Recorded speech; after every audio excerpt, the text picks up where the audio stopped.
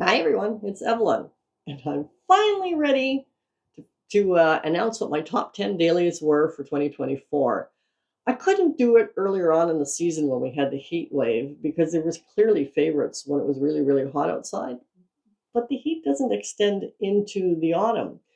And about was it 1 or 2 weeks ago now? I really can't remember the temperature. Well, it was actually the first day of autumn. Our temperatures completely changed. We went straight out of the heat wave and straight into fall overnight, just like the calendar changed straight from summer into fall. It's very strange how that worked.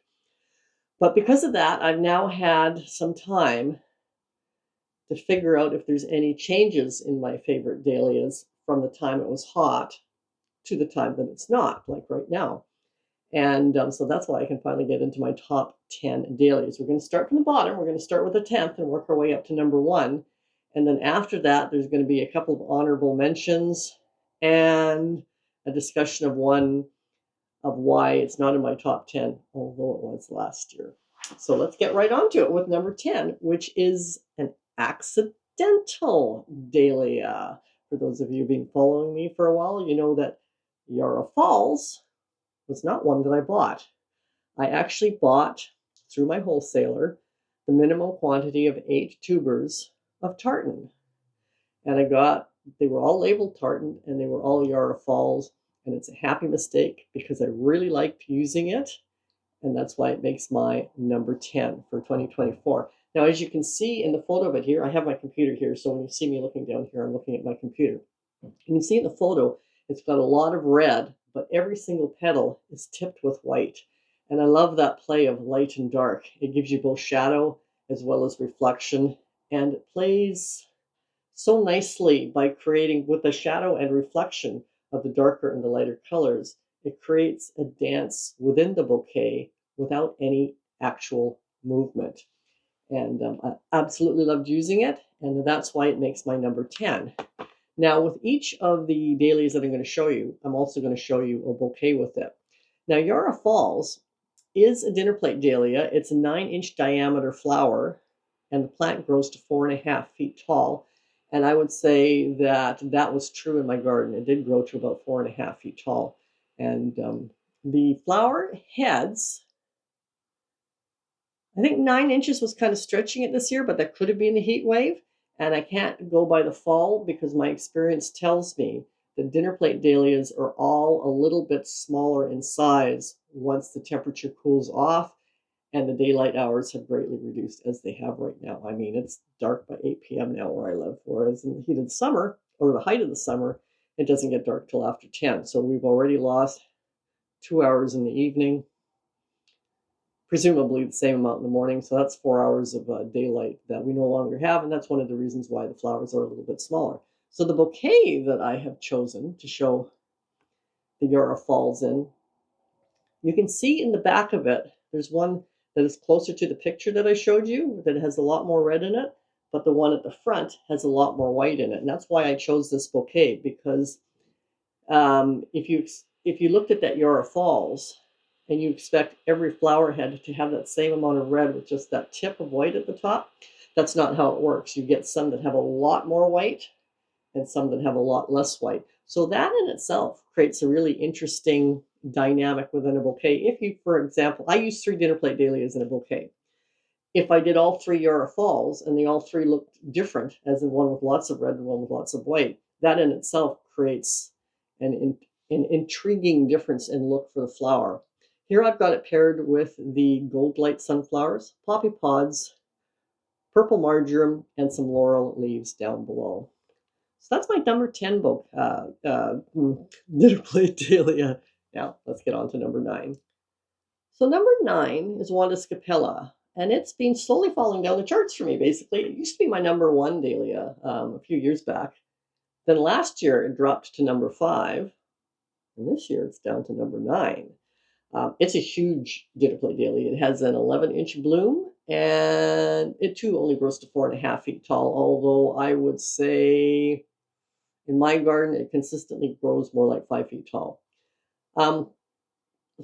I think the main reason it's slid down the chart of top 10 dahlias is because of a decision that I made nothing to do with dahlias. I chose only to grow the gold light, the orange, the white light, and the white night sunflowers this year. I didn't grow any plum or red, and I won't grow red again for a number of reasons, or at least not next year. But I am going to put plum back in the mix. And the plum sunflower was a really good pairing with Wanda's Capella. Wanda's Capella, if it was paired with the gold light or the orange sunflowers, it was just too much yellow. It was kind of garish. When it was paired with the white sunflowers, white light or white night, it was too not colorful enough, really. And people weren't choosing the bouquets that had those in there.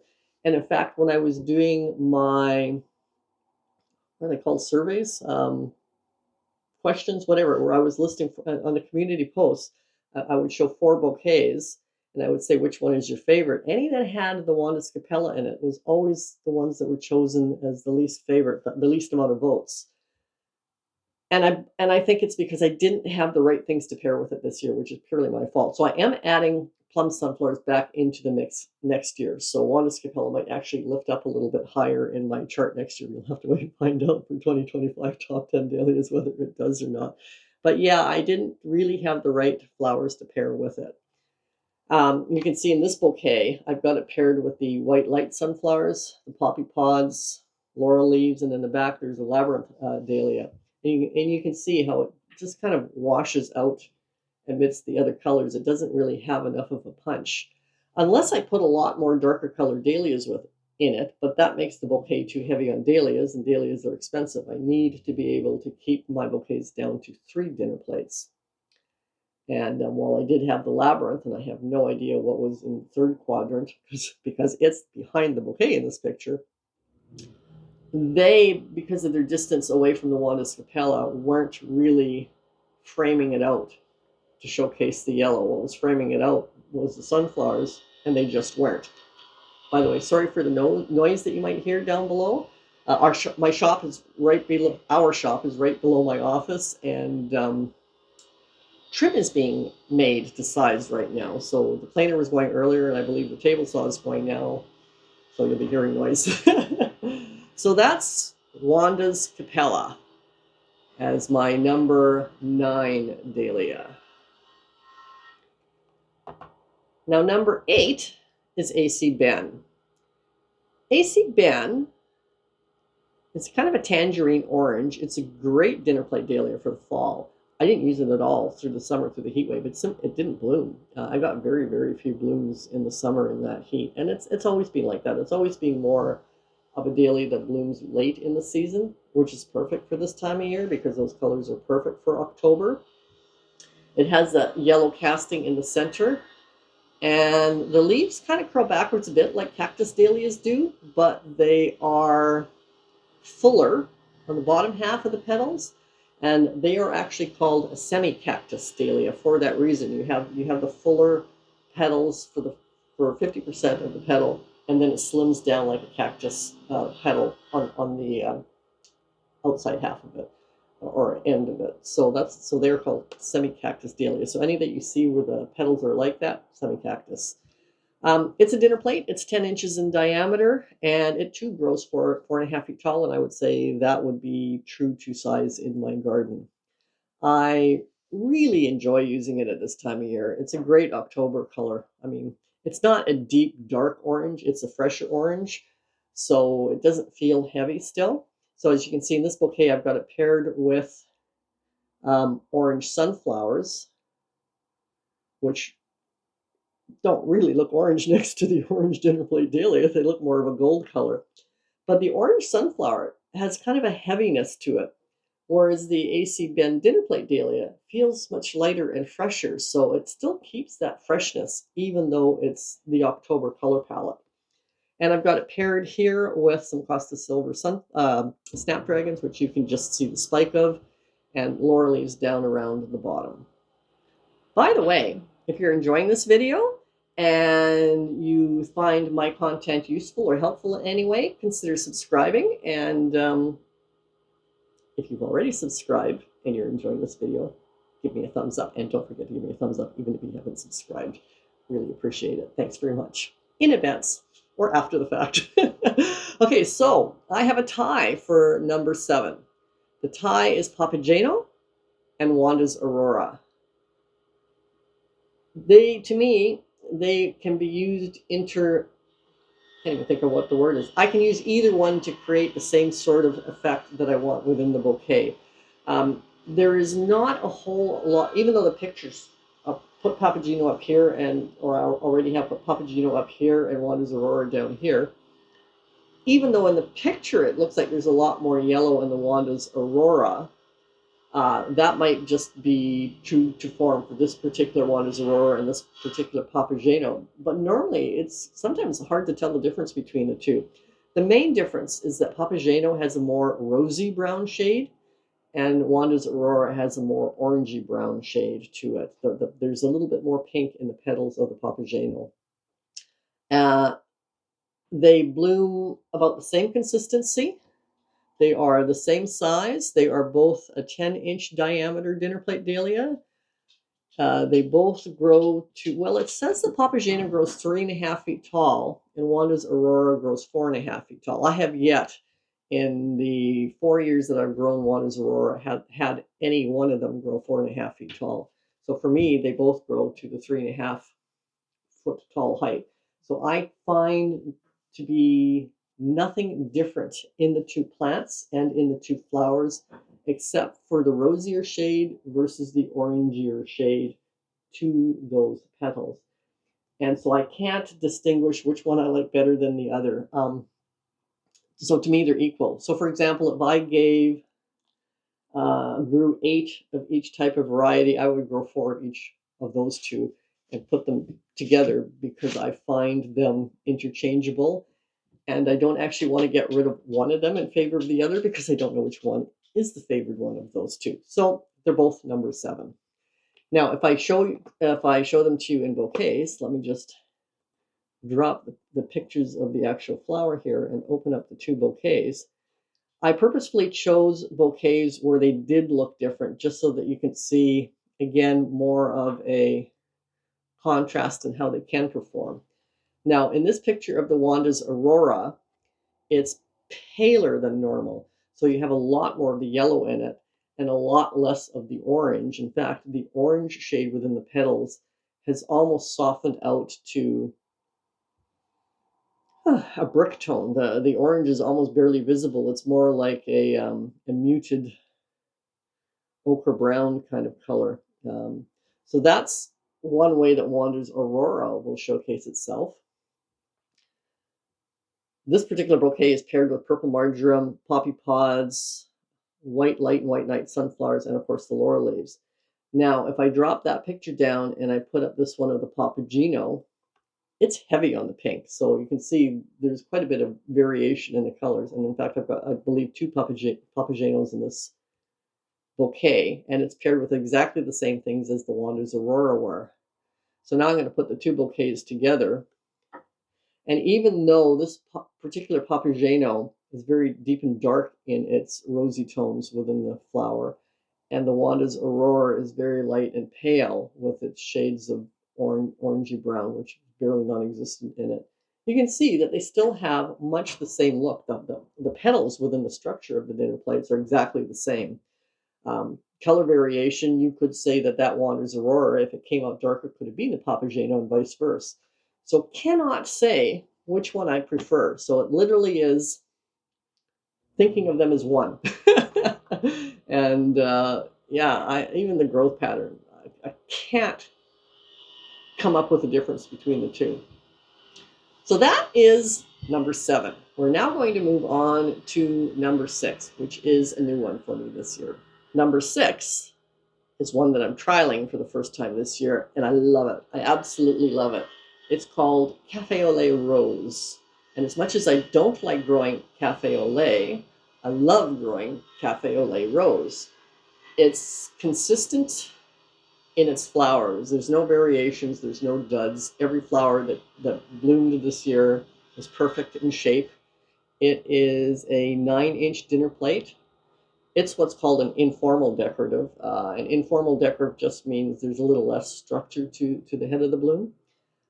it really is that rosy color, and that's a color that I didn't have in my dahlia beds last year at all, and I love it. I'm not a fan of pink too much.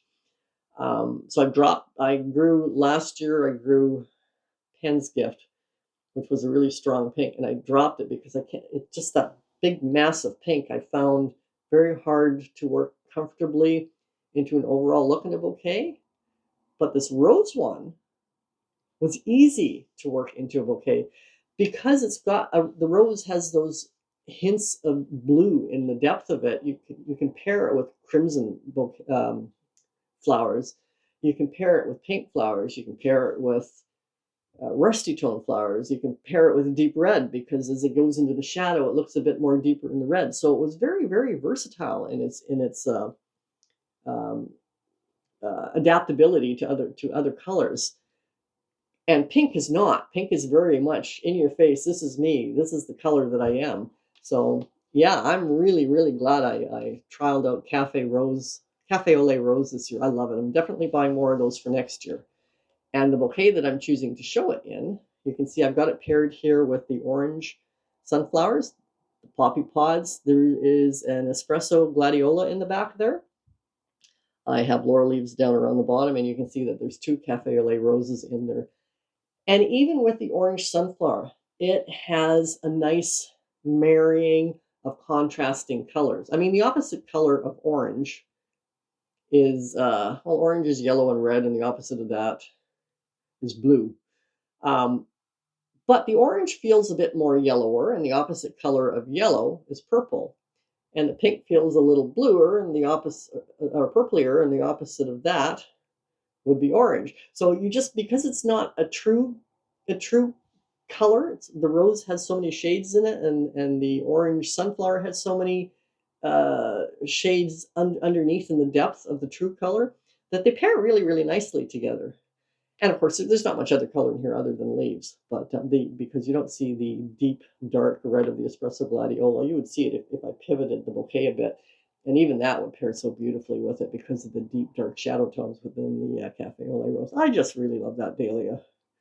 So after that, we are coming up to the number 5. So we're halfway through my top 10. And number 5 is tartan.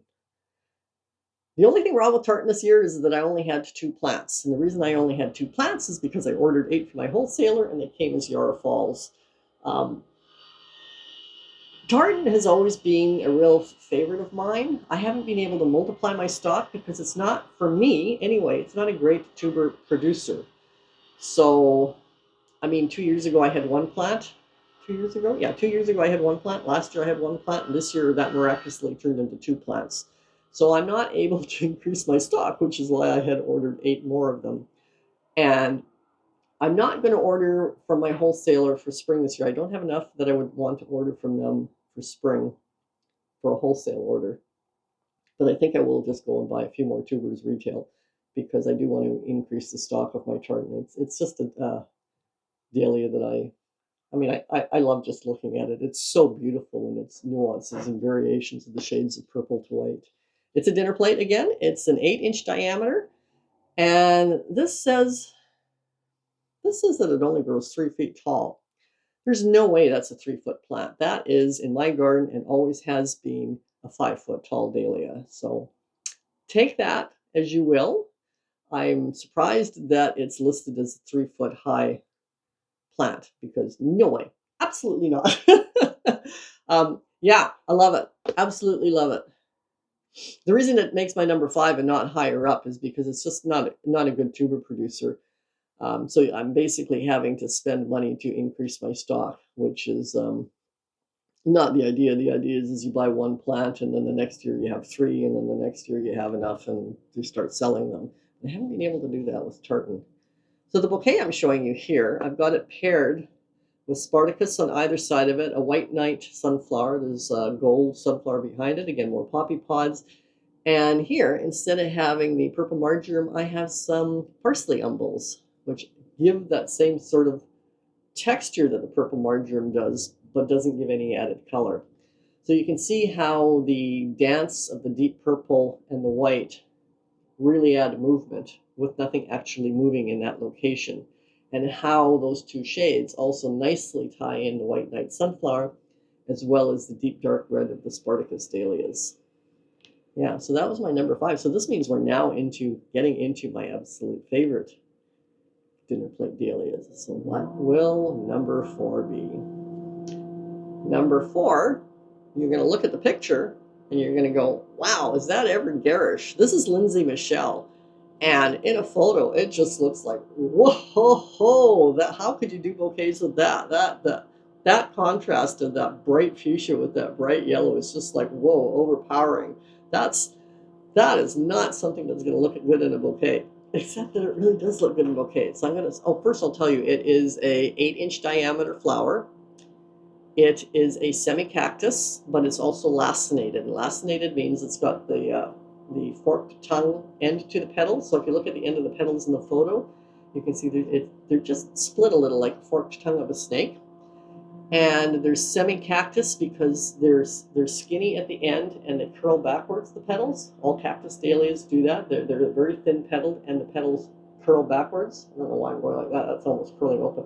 They curl backwards. They do that. I can't do it with my fingers. Anyway, and it grows to 4.5 feet tall, which I would say is exactly how it grows in my dahlia beds. Now here, if you look at the bouquet, I've got it paired with white light sunflowers, some black button bachelor buttons. I've got some white and purple marjoram, and the laurel leaves down around the bottom. So here is this absolutely garish looking dinner plate dahlia, looking really fun and happy in the bouquet. Because once it's paired with a whole pile of other stuff, and you're not just looking at that ring, the donut of fuchsia around the center of the yellow with an even smaller ball of fuchsia in the center. Once it's paired with other things, it's almost like you have more than one flower in there, and it creates that same sort of dance that the tartan with the deep purple and the white had, and the Aurora Falls with the red and the white. It creates movement and fun and happiness, and the other colors tone it down. That's actually something really important to think of if you're doing any sort of interior decor, because the same thing is true. You can have a really garish piece of decor, but once it's in place and it's surrounded by other things, depending what the other things are, it can really, really tone it down. It can really make it look worse too. It all depends on what you're pairing it with.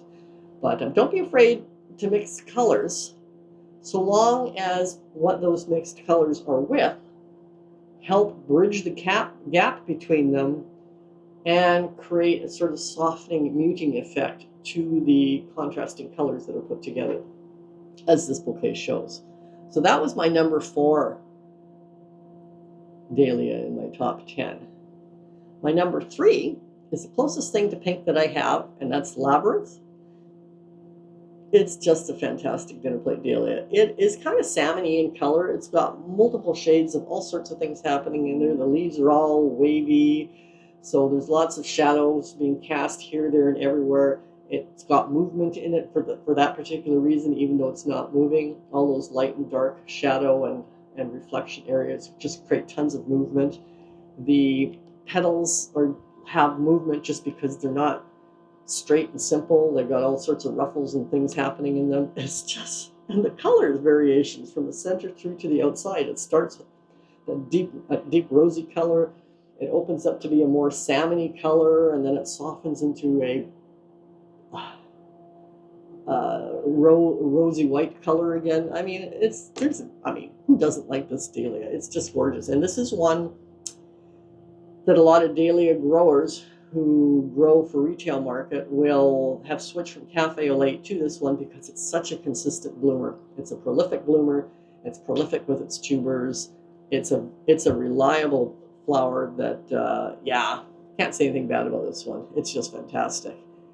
And the bouquet that I'm choosing to show it in, it's paired with white light sunflowers. It's got some rose bonbon double click cosmos, Costa silver snapdragons, and of course the laurel leaves around the bottom. And you can see in here that play of light to dark really attaches itself nicely to the rose bonbon double click cosmos, but then the really softness in it pulls out the slightly peachy color of the Costa Silver Snapdragons, and yet plays really nicely with a slight yellow tone to the white light sunflowers. Just, it's just such a gorgeous, gorgeous dahlia. It's another one that I just can't stop looking at. So that was number 3. So what's number 2? Number 2 is AC Loomis. It is a 10-inch semi-cactus, and you can look at it and you can see how the semi-cactus petal works on it. It's got that wide decorative petal that quickly narrows down and curls backwards to create the cactus petal. So it's like a 2-in-1 petal. You've got the decorative half and then the cactus half, which makes it a semi-cactus. The plant grows 5 feet tall. I would say that is true to size. Sometimes it grows a little taller. And I have to really cut deep down into the stalk to keep it to the 5-foot level, because if I didn't, it actually would grow taller in my garden. It would grow up to 6 feet, which I don't want, because I don't stake my dahlia plants individually. Every year, with the exception of this year, I've just simply coraled them in 2 levels with ropes that go around the whole bed, because, like, for instance, my center bed is 4 dahlias deep and 12 dahlias long. And so I just do 2 layers of coralling. And because they're planted close together, the idea is that when they're swaying, they hold each other up. I decided to cut deeper into my dahlias this year and not corral them at all, to see if by keeping the plants shorter, if that meant I didn't have to tie them up at all. Because don't forget, if you haven't watched my earlier videos, you wouldn't know not to forget. I plant my tubers 6 inches deep. And the idea with that is that 6 inches of soil that's above them holds 6 inches of stem tight and to the tuber. So there'll be no snapping off of the stem at the tuber line in a windstorm, because you've got 6 inches of soil pushing against it. So if this is the soil, the plant that's above the ground can move with the wind, but not snap, because it's got 6 inches of soil holding that last 6 inches of the stem to the tuber. And that was put to the test last week, because we had our first windstorm of the year, big windstorm. We had up to 90-kilometer-an-hour winds, which I think is 56 miles per hour. And I went outside, and if this is what a dahlia normal sits up straight, they were all like bent over like this. And I'm like, oh God, I hope I did that right. They all start breaking off or flopping down. My season's over. And they recovered. So my test worked, keeping them a little bit lower in height. Problem with that was I also had definitely less blooms than in previous years, because by cutting them down that low, it actually did affect the number of blooms that they were producing, because I ended up cutting what would have been side stems coming off, which would have created enough stem length with other blooms. So it did reduce my blooms a lot. I have to consider that for next year. I may go back to the corralling and just letting them stay a little bit taller, just because of the reduced flowers that I had available to use. But my theory that by keeping them low meant that I didn't have to corral them actually worked. Thank goodness. So anyway, so this is AC Loomis. You can see the underside of the petals is white, which gives it that you can see the underside at the tips of a lot of the petals, which gives that a little bit of a white frosting. And in this bouquet that I'm showing you, I've got it paired with the white light sunflower. There's an orange sunflower at the back. Purple marjoram. Looks like there's another AC Loomis at the back, as you can tell, because of that little bit of white frosting to the dark dahlia that you see there, and poppy pods up top. And the white frosting of the underside of the petals, again, adds that little bit of dance to the flower when it's within a bouquet. And it also ties nicely, in this case, really well with the purple marjoram, which also has sort of a deep purple and white tones to it. So the deep crimson and the white frosting are beautifully tied in with purple marjoram. Nice combination. I really, really enjoyed using those two together. So that was my number 2. So now we're going to go on to my number 1 dahlia of my top 10 dahlias for 2024. So my number 1 dahlia should come as no surprise to any of you who have been following me for a while, because I haven't mentioned it yet, and yet in any of my other videos where I talk about dahlias, like my dinner plate dahlia bouquet recipes and my heat-loving dahlias and all that stuff, you'll know that there's a dahlia in there that I absolutely love that I haven't referenced yet, and that's Spartacus. Spartacus is a deep red, solid deep red dinner plate. The odd time it's got a little bit of white showing up on a few petals, and I think this is one of them. You can see there's just a couple of petals in there that have some white on them, which is interesting. So that's a throwback to whatever crossing made it once upon a time. This dahlia, it has an 11-inch diameter and grows 6 feet tall. And yeah, true to size. It and AC Loomis generally are about the same size. So that's why I say my AC Loomis does tend to grow higher than the 5 feet that they say. You know, this dahlia, it's beautiful. It's one of my favorite colors in flowers to use in bouquets.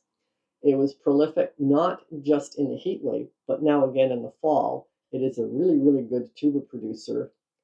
There is really nothing about this dahlia that I can find negatively to say. Nice strong stems. Um, yeah, it has to be my number one because there's literally nothing wrong with it. It's like the perfect dahlia, dinner plate dahlia. It's just fantastic. Excuse me. Now the reason my top 10 dahlias are all dinner plates is because I find bouquets with dinner plate dahlias in them to be more popular at my flower wagon than ones with ball dahlias in them because dinner plate dahlias are really hard to come by in bouquets. Most people can't find them anywhere else to buy except for at my flower wagon. And the bouquet that I'm going to show you, I've got it paired here with my espresso gladiola, so you can see it's got that same deep red that I love. It's got purple marjoram as the filler flower. It's got orange sunflowers and the laurel leaves down around the bottom. Now you can see how the dinner plate dahlia, how it adds good volume and interest to a bouquet. So if I didn't have the dinner plate, it would have to be replaced with 2 or 3 other flowers anyway. So that in itself, labor-wise, cut one stem, put it in the bouquet versus cut 2 or 3 to put it in the bouquet. So it's a time saver. It's a stand-out showcase kind of flower. I'm talking about all dinner plates now, not just the Spartacus. And it is kind of what I'm known for. Now, I have put out as a test bouquets with just dinner plates and bouquets with ball dahlias, and the dinner plate dahlia bouquet will always go first. Now, a lot of people talk about how it has a shorter vase life than the more decorative or ball dahlias have. They have a much longer vase life. But one of the tricks to do is, so this is an 11-inch diameter Spartacus I'm talking about now, a dinner plate dahlia. You don't pick it when it's at its 11-inch size. You pick it when it's at its 9-inch size or whatever before it gets that big. Once it's that big, then it's reached its full size. It's only going to have the 4 or 5 days that people talk about for vase life. If you pick it before it gets to that size, you're going to gain vase lifetime. So my dinner plate dahlias can easily last a week in a vase, which is all I really need. I don't need them to go past 7 days. Pretty much everybody is well versed in the fact that it's not going to last as long in a vase as, for example, a sunflower, which lasts 10 to 14 days, at least in my case. The other thing that I do is I have a pail of water with me when I'm cutting, and I cut it and it goes straight into the water. It's never just sitting in the air. Even when I make the bouquets, I don't lay everything out assembly line and then make a bouquet that way. I have a pail that has the dinner plates in it, and I pull it out of the water exactly when I'm making the bouquet. And as soon as the bouquet is made, it's going back in water. So it's not out of water for very long at all. And that's important because the dinner plate dahlias have thick stems that are hollow. And one thing that can shorten its vase life is by breaking that, I can't remember what the word is, it doesn't really matter. It's sucking water up its stem when it's either on the plant or in a bucket of water or in a vase. It's sucking up water. But if it's out of water long enough for it to break that sucking mechanism, it has to get that back again. So you don't want it to lose that sucking mechanism. at all, because that in itself means that it's not drawing up water. In fact, it's losing water from the flower before it starts creating it again. That's why some people singe the bottom of it, because it'll stop the water from falling out before it gets that sucking motion happening again. Just don't give it a chance to lose it. Just keep it in water at all times. Taking it out of the water for a second or two isn't going to start the water from losing out of it. If you take a dinner plate dahlia and you leave it out of the water for a while, and then you hold it up, you'll actually see the water running out of the stem. It's a lot of water that runs out. Anyway, that's just my little spiel on how I get better buzz life out of my dinner plate dahlias. So those are the top 10. And now what I'm going to do is talk about one that made my top 10 last year but didn't this year, and why. Because if you watched my top 10 from last year, you'll wonder why it's not on this list. So I'll bring it up and tell you why it didn't make my top 10. So the one that didn't make my top 10 this year is Park M. And you can see it's a semi-cactus. And it made my top 10 last year because it had a lot of pink in it, and it was a color that I didn't have. And so that made it useful for me to use. But you see, I wasn't growing Cafe au lait rose last year, which is a color that I also didn't have. Just going to call that one up beside. So I have Park M up here and Cafe au lait rose down below. Now, they're not the same color, but Cafe au lait rose is completely different from the other colors that I have in dinner plate dahlias, as is Park M. The difference is that I can get a long enough stem on Cafe au lait rose to use in bouquets, even though it's only a 4-foot dahlia plant. But I don't need 4 feet. I can get away with 16 inches and just have a shorter stemmed bouquet. Nobody who buys the bouquets cares if they're not super long stemmed. I've never ever had somebody say, "Oh, why aren't the stems longer on this bouquet?" So if I'm using the Cafe au lait rose in a bouquet and everything is just cut to the height of that length of stem, which is definitely shorter than the other ones, that's not a big deal. The thing with the Park M is I couldn't use it in bouquets at all because it is a really short plant. And if I cut enough of it, length of it, of the stem for a bouquet, I would be cutting it off at ground level. I kept it in the top 10 last year because I used it in my pop can arrangements, and I'll put up the usual picture that I put up for those who've never seen my videos where I've shown that before. And I put usually 8 pop cans, sometimes less, sometimes more, depending on the season. And I like to have a combination of pop cans with a single dinner plate dahlia in them, or pop cans with 3 ball or decorative dahlias in them. Pop cans go for $4 each, or 3 for $10, and they're short stemmed. So that makes it easily doable at that price point because, for example, in a ball dahlia that has all these little side branches of bulbs, I can use every little side shoot of flower because I only need a short stem, like a 6-inch stem. I don't need an 18-inch stem. So it was useful for that, the Park M, but absolutely could not use in bouquets at all. So even though it was a really beautiful, different color than what I had, its usefulness in a bouquet was 0. Well, the Cafe Rose is a completely different color. It's great in the pop cans, but is also really useful to use in bouquets. So it totally bumped Park M out of my top 10 because the Cafe au lait rose is now in the top 10. So that's why Park M is not in my top 10 this year at all.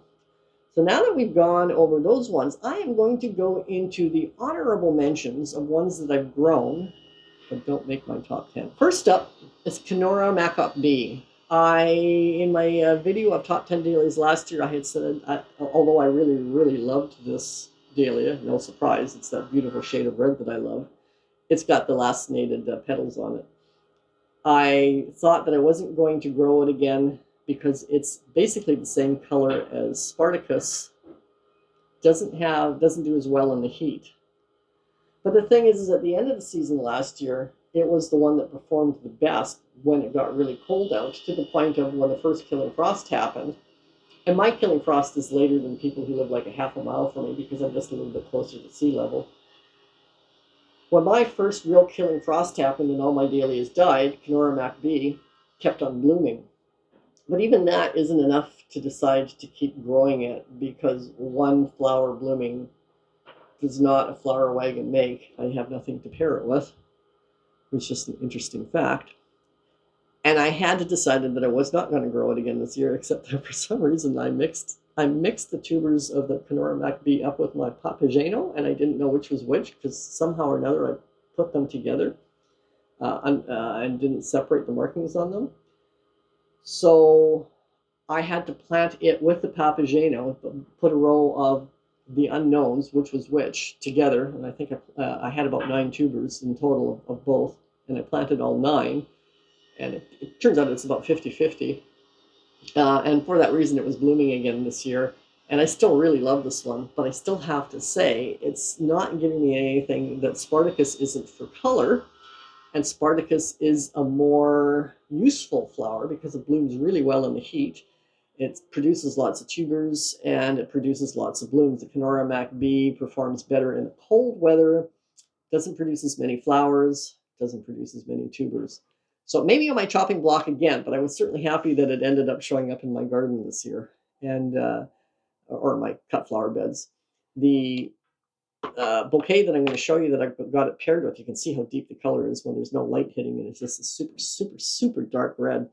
I've got it paired here with Bluetiful, which is another new one for me this year, and that's that sort of bluey purple color, and that's very true to its color in this photo. I've got snowberries with it. I've got the Keith H. Water Little Dahlia, which is up top, which has the yellow and orange. I've got the white light sunflowers and the Snow Puff Double Click Cosmos, as well as the laurel leaves. So that, I will say that the other thing that's different about Kenora MacB and Spartacus, aside from the fact that the petal shapes are quite different and the heat-loving versus the cold-loving, is that the Spartacus reflects more light. The Kenora MacB does tend to be a very, very deep, dark splash of dark red in the bouquet with almost no light reflection. So that in itself isn't as great as the Spartacus. So we'll wait and see whether or not I decide to plant it next year, because it doesn't give me anything that I don't already have. And spaces, I'm not a huge, again, I'm an urban flower farmer. My property that I have my house and flower beds on is 1/8 of an acre. So subtract the house, subtract the 2-car garage, subtract the driveway, subtract the shade garden that runs along the driveway that has cedar trees along it, because I can't plant any cut flowers beneath that because it's just too shady and they would freak out once they go the flower wagon into the sun. So my growing space is quite small. So just to grow something for the sake of the fact that, well, I still like it, doesn't work, because I need the space to grow enough flowers to have them to sell. So it's always tricky to be able to have enough flowers to sell throughout the season and not run out. For example, after that windstorm that we had, while my dahlias and my sunflowers and everything are fine, they're in a bit of shock from it, so their production has really slowed down. And honestly, this morning I only had enough dahlias to make 1 bouquet. Well, I have enough dahlias to make a 2nd bouquet, but I chose to only put 1 out because that's all I had. I only had 6 dinner plate dahlias to make bouquets with for this morning. So that'll recover. I mean, once it's gone through its shock of being bashed around by those winds, there's plenty of blooms on them. All of a sudden I'll have this great explosion of flowers again. But it did kind of make them go, oh, wait a sec, let me catch my breath for a bit before I start pushing flowers again. So those are things that I have to take into consideration in my tiny space. I don't have enough growing space where I can accommodate tiny little setbacks like that without making sure that what I am growing is prolific enough that even with a little setback, I'll still have the flowers, enough flowers to get through the setback. So anyway, the next honorable mention is Thomas Edison, and it is another one that I had decided to drop. I was just going to sell the plants in the spring, and because I had decided in the long bed that runs along our concrete fence. If you've seen any of the garden tours, which is where I had also had sweet peas, I had decided to go 3 plants deep this year instead of 2 to see how that worked. Didn't work. Got to go back to two dahlias deep. Way too crowded with 3. But that meant I had another 12 spots. And in the one bed by the driveway, I had extended the length of the bed by about 3 feet, which meant I had an extra 8 spots. So because of that, I decided that I wasn't going to sell the Thomas Edison. I had started selling them, and then I had thought, no, I think I'm going to plant a few of these because I have a few extra spots that I have that I hadn't accounted for in my plan. And it is a color that I don't have. It's purple. So I planted 3. I like it. Didn't do well in the heat, but I'm getting them now, and I really enjoy that difference in color.